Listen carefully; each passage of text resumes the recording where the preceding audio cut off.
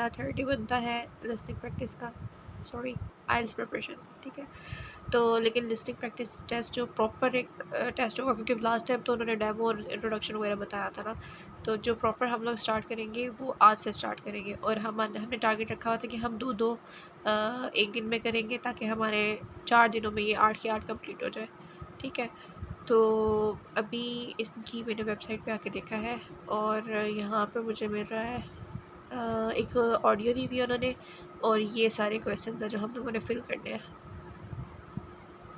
तो ये दिया हुआ है। उसके अलावा जो है इन्होंने कंटिन्यू टू पार्ट 2, अच्छा मतलब इसी का ही पार्ट 2 है ये वाला पार्ट 2 नहीं है, ये वाला मे बी ये वाला ही हो। तो इसका मतलब हम एक दिन में ये चारों पार्ट कंप्लीट कर सकते हैं। ओके, मतलब इन्होंने टेक्निकली 2 पेपर दिए हुए हैं, 2 लिसनिंग प्रैक्टिस टेस्ट दिए हुए हैं, क्योंकि हर लिसनिंग प्रैक्टिस में 4 पार्ट होते हैं। ओके, मुझसे मिस्टेक हुई है। चले हम स्टार्ट करते हैं। इन्होंने आंसर शीट भी दी हुई है कि क्या होगा। Okay, let's get started. First part तो मैंने दे दिया है, उसमें एक मेरा आंसर मिस हुआ है, बाकी नेक्स्ट पार्ट मैंने स्टार्ट कर दिया है। अभी ये लोड हो रहा है। प्लस मैंने जो नीचे जाके आंसर शीट देते हैं ना, ये लास्ट टाइम इन्होंने पिछले बारे में दी थी, वो जस्ट ऐसे सैम्पल आंसर शीट थी, जैसे बबल शीट हमें मिलती है, उसके ऊपर आंसर नहीं लिखे हुए थे। तो मैं भी ढूंढती हूँ कहाँ पर आंसर है, लेकिन पहले एक बार मैं सारे टेस्ट दे देती हूँ 4 पे 4 पार्ट, दैन फिर मैं आप लोगों को बताऊँगी कहाँ से आंसर मुझे मिलते हैं, तो मैं आपके साथ शेयर करती हूँ। ओके, सो मेरा सेकंड पार्ट भी डन हो गया। अब मैंने थर्ड पार्ट खोला हुआ है और अब मैं थर्ड पार्ट करूँगी और साथ साथ मैं आंसर लिख रही हूँ। तो जैसे मेरे चारों पार्ट हो जाते हैं मैं आप लोगों को बताऊँगी और आंसर इसके ढूंढ के फिर वो आंसर भी बता दूँगी आप लोगों को। तो ये जब चारों पार्ट मैंने कर लिया ना, तो उसके बाद इन्होंने मुझे आंसर्स दिए। तो ये एक्चुअल आंसर है, और जो मैंने आंसर है वो मैंने शॉर्ट वीडियो में मैं शेयर कर दूँगी आप लोगों के साथ। और आज का वैसे टारगेट था कि 2 हम लोगों ने करने हैं आर्ट्स के प्रैक्टिस टेस्ट। तो अभी तो एक हो गया, इंशाल्लाह नेक्स्ट वाला भी कर लेंगे। अब इसमें से कुछ आंसर थे जो मैंने मिस हो गए थे, क्योंकि मुझे छींक आ गई थी और मेरा रजिस्टर गिर गया था, तो मैं सही से सुन नहीं पाई थी। और बीच में 2 बार ऐसा हुआ है कि मैं सुनते सुनते किसी और ख्याल में गुम हो गई थी, जिसकी वजह से ना मेरी कंसंट्रेशन ख़राब हुई है। और आई गेस उसकी मेजर रीज़न ये है कि मैंने शॉर्ट्स बहुत ज़्यादा देखे हैं और गेम्स बहुत ज़्यादा खेली हैं, जिसकी वजह से जो मेरा कंसंट्रेशन स्पैम है ना, वो थोड़ा सा आगे पीछे हो गया। तो अब मैंने शॉर्ट को भी अपनी लाइफ से निकालना है, शॉर्ट वीडियोज़ को, और गेम्स को भी कम करना है, और मैं बुक रीडिंग पे ज़्यादा ध्यान दूँगी बिसाइड आइल्स प्रिपरेशन। यार देखो, ये मैंने ना अपलोड किया है जेमिनी पे ही ना, ये मैंने अपने दोनों आंसर किए और जो ओरिजिनल आंसर शीट थी वो की है। अब यहाँ पर मैं देखूँ तो इधर जाते हैं ना, जब नीचे ये मैंने 7:30 लिखा हुआ था बेसिकली, लेकिन वो लिखने में मेरी राइटिंग ऐसी थी कि ये 1 लिखा हुआ है, इसकी वजह से इसने मुझे इनकरेक्ट कह दिया। दैन नीचे आते जाते हैं तो यहाँ पर मैंने फुल नेम लिखे हुए हैं वगैरह नहीं, और PDF में ऑप्शन C इस तरह के दिए हुए हैं, तो ये इस वजह से इसने ये सारे इनकरेक्ट बता दिए। और फिर नीचे जाते ये मैंने आंसर ऊपर नीचे कर दिए थे। चलो ये तो मैं मानती हूँ कि गलत है, लेकिन वो कह रहे हैं कि आर्ट्स में इस तरह ही होता है, आपका गड़बड़ी चलती रहती है। तो और फिर मेरा जो है ना वो 5.5 बैंड आया, मुझे इतना वो शौक लग रहा है ना बार बार।